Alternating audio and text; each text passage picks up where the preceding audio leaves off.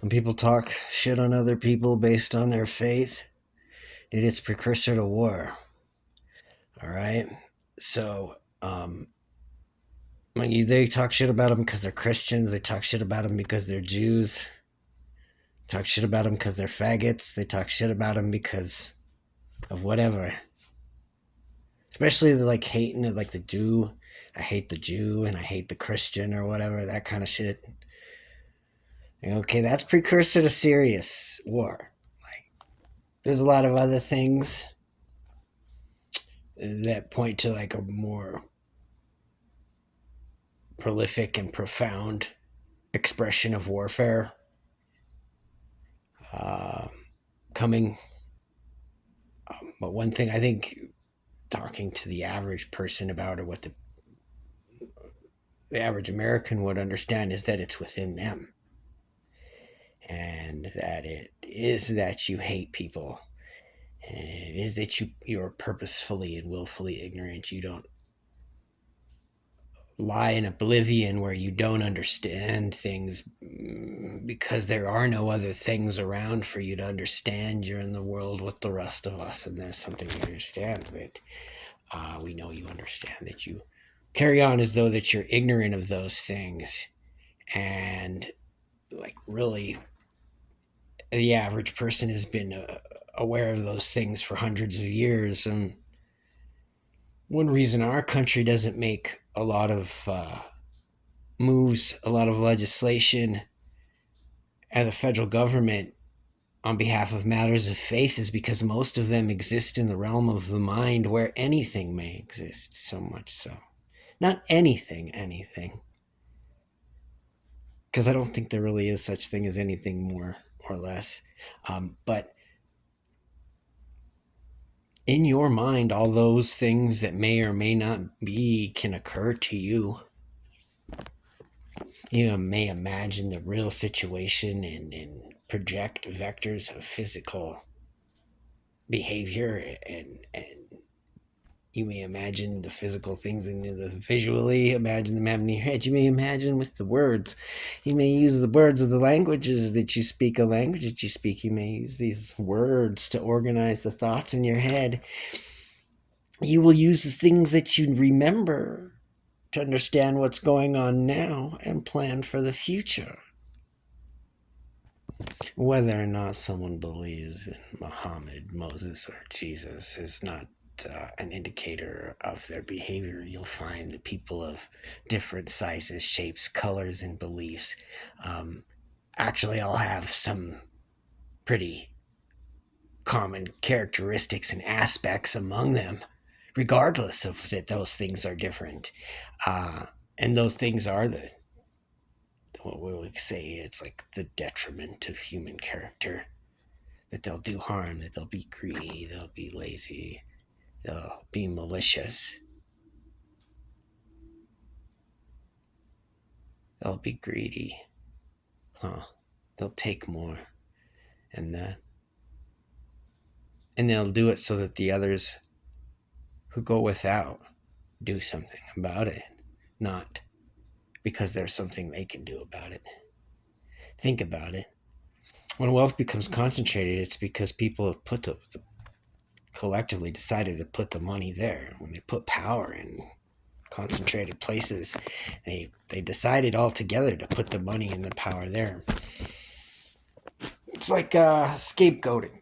It's pretty common in our culture. It's like we don't offer ourselves leadership. We don't offer ourselves responsible legislators, statesmen, or anyone who's professional about the matters of nationalism. We find like these suckers that are dirty and pigs that run their mouth like they're trash, and these other guys that are like on blow and fuck with hookers, and other guys that are so detached from the real world that they don't really know what's going on. That's who we put in there to offer like our pseudo leadership, our pseudo politicians, So that way, wow, when we do what we know we're going to do, all the worst shit, we'll have these suckers to either get us out of it or die for it or martyr for it or be our pariahs for it, So that way, when our whole shit falls apart because we're all together a mob of fucking villainous retards, because we're the United States of America, we could have like some fucking scarecrow motherfucker like Trump, who is a big playboy cheese, who doesn't know anything. Like, dude, he can afford the best girls, the best wives, right? They smear him out. Like, dude, they smear him out as whatever. Who knows what he did on those planes? Well, I was in New Mexico in the 90s. I remember that. The whole setup. And, like, I remember it was like Whitewater Gate was going on, and the president was in trouble, and they were getting rushed by people were getting rushed by a cult group that like was looking for talent, and you know and they were after me, they were after a lot of people. See, I remember Putin when he had long hair. I met Gorbachev back in the 90s, so I, I had a lot of potential, and I was academically talented and things like that. I'd only had been assaulted a few times, dramatically, like violently, physically assaulted a few times leading up to that point. So I was still pretty smart. Now, not so much. But I guess I don't have to be. Because to see and understand plainly what's going on doesn't take a fucking big smarty. Doesn't take a big forensic analysis or a degree or anything like that. It just takes to get past that you're wrong, admit that you're wrong, and learn. But who cares? Even if you did change your mind, it wouldn't make any difference. The only thing that changes is your mind, so it's not really that big a deal. Anything can go on within the realm of the mind. You almost have complete freedom there, and you always should. It's your mind. It's like your body. It's like the rest of your body. It's yours. It's supposed to be yours. Yours and yours alone. When you give it over to different groups and mobs and stuff like that, you choose to do those things. Sometimes you don't because you're suckers. You choose to give it over that way. That's like you have to be conscious of your participation there.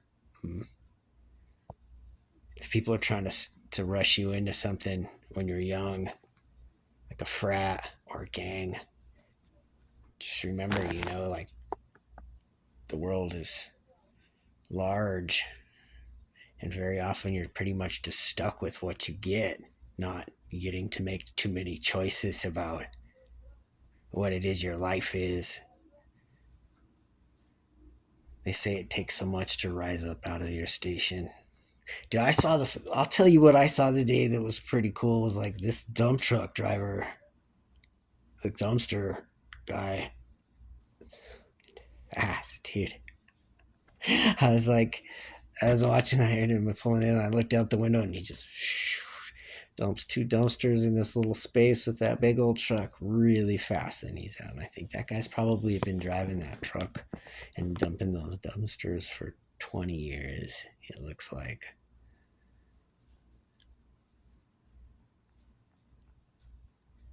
Here in Pueblo, Colorado, the Steel City. So much steel came from here. Steel on the rails all over the country. The girders and some of the buildings out on the East Coast. A lot of steel came out here. That was a while ago, though. Now the steel company is Evraz. They're a Russian-owned company. They make steel rails for railroad, as I understand. Maybe they make some other stuff. I don't know. Whatever they make, it starts in here. In here.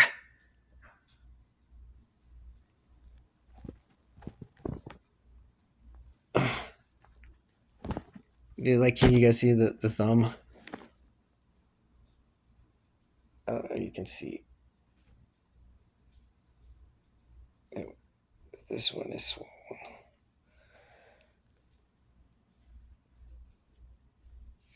Anyway, how's the scar, right? Probably looks pretty rough because it broke.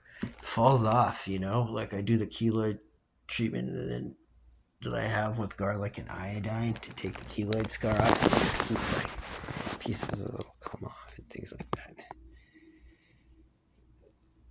Oh well. C'est la vie. That's French for such is life. Life is short.